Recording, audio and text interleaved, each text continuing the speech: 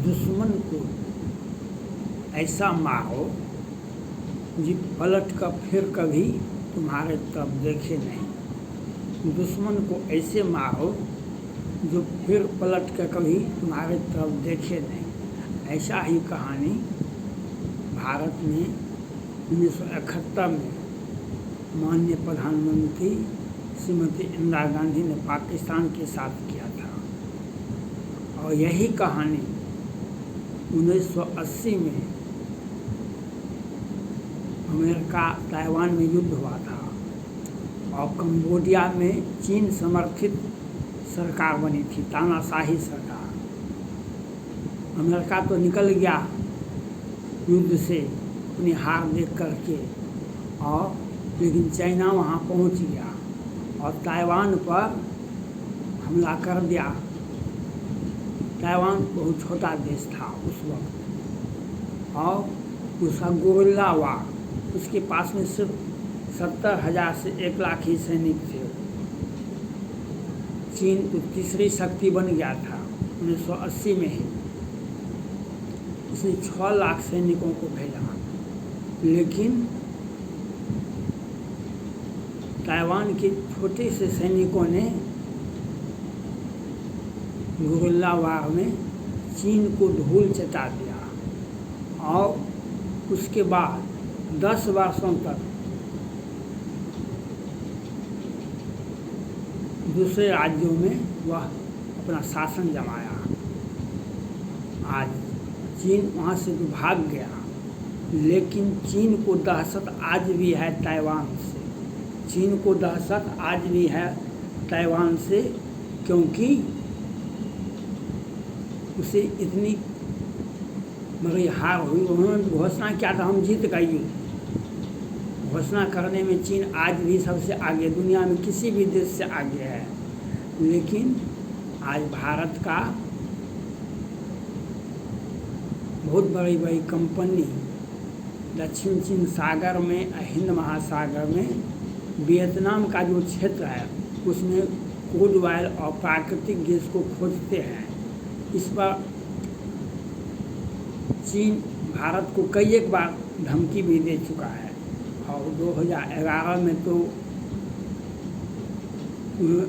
चीन ने कहा अगर एक छटाक भी तेल या गैस निकाल लिए तो हम भारत को बर्बाद कर देंगे। लेकिन भारत के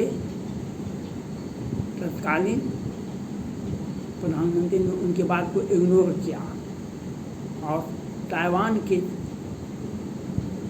चलते उस कंपनी को अब तक 8 बार सेवा विस्तार मिला है, कार्य करने का ऑर्डर मिला है। अब वह कार्य 2023 में ही वह उसका कार्यकाल समाप्त होता है। लेकिन संभावना है पुनः ताइवान 3 वर्षों के लिए उस कंपनी को काम करने का इजाज़त देगा, खोज करने का इजाज़त देगा, जो दक्षिण चीन सागर और हिंद महासागर में, और उसकी ताइवान की रक्षा के लिए भारतीय युद्धपोत और एयर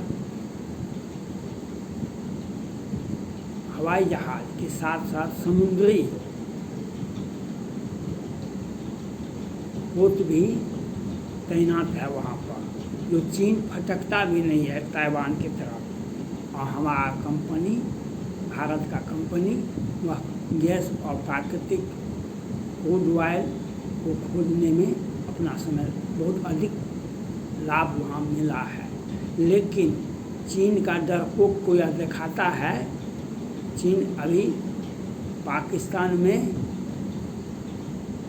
बांग्लादेश में, नेपाल में भारत को घेरने के लिए नई नई साजिश रचता है। लेकिन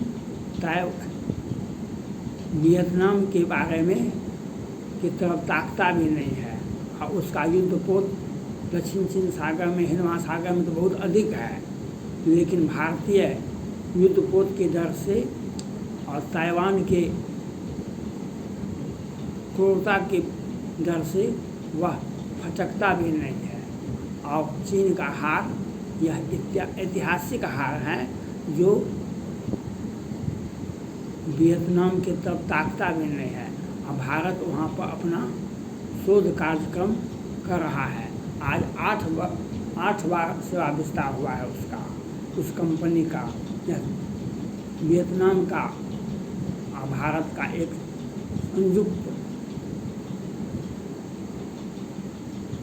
संबंध के चलते यह होता है। और चीन को नीचा दिखाने के लिए चीन पूरा दक्षिण चीन सागर में और हिंद महासागर में पूरा अपना आधिपत्य दिखाता है।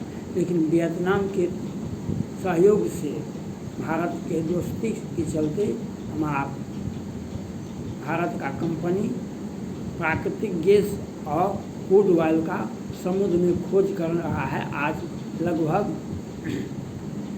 20 वर्षों से। और चाइना धमकी देना तो आम बात है। चाइना का धमकी का कोई असर भारत के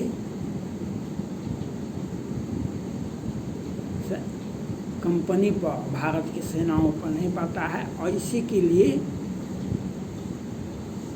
आप कहीं भी काम करें तो चीन का ही आधिपत्य हो जाता है। चीन धमकी देने में सबसे आगे है, लेकिन उसका धमकी वियतनाम से पर नहीं पड़ता है, भारत पर नहीं पड़ता है। वह उसका धमकी अपने आप में ही रह जाता है। और चीन और वियतनाम के युद्ध से भारत ने बहुत कुछ सीखा, अमेरिका ने सीखा, ताइवान ने भी सीखा। जो हम उसका 5 लाख सैनिक भी आ जाएगा, हमारे 50,000 सैनिक भी ताइवान का उसे धूल चटा देगा। और चीन में अगर ताकत था तो वियतनाम से क्यों भागा? चीन में ताकत था तो वह वियतनाम से क्यों भागा? चीन में ताकत था तो उसके क्षेत्र में अमेरिका का युद्धपोत, ड्रैगन, गुनाल्ड और बहुत सारे युद्धपोत छोटे छोटे देशों की रक्षा करता है। और दक्षिण चीन सागर में, हिंद महासागर में भारत का युद्धपोत और समुद्री बेड़ा चीन को टक्कर देने के लिए, और वियतनाम हो या छोटे छोटे देश हैं, उसकी रक्षा करने के लिए अमेरिका के साथ भारत भी लगा रहता है। इसी के चलते वियतनाम सुरक्षित भी है और चीन का हवा भी, वह धमकी का हवा भी निकल जाता है। और हमारा कंपनी, भारत का कंपनी आज 20 वर्षों से प्राकृतिक गैस और क्रूड ऑयल का खोज कर रहा है।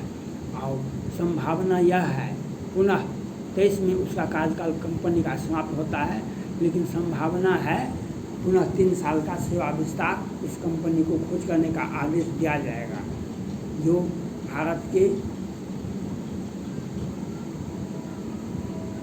ऑयल और प्राकृतिक गैस और क्रूड ऑयल का खोज में एक मील का पत्थर साबित होगा। समुद्र में सब कुछ भरा पड़ा है, लेकिन वह खोज करने से रोकता है चाइना। लेकिन भारत और वियतनाम का जो संबंध है, उसके चलते हम अपने एक बहुत बड़े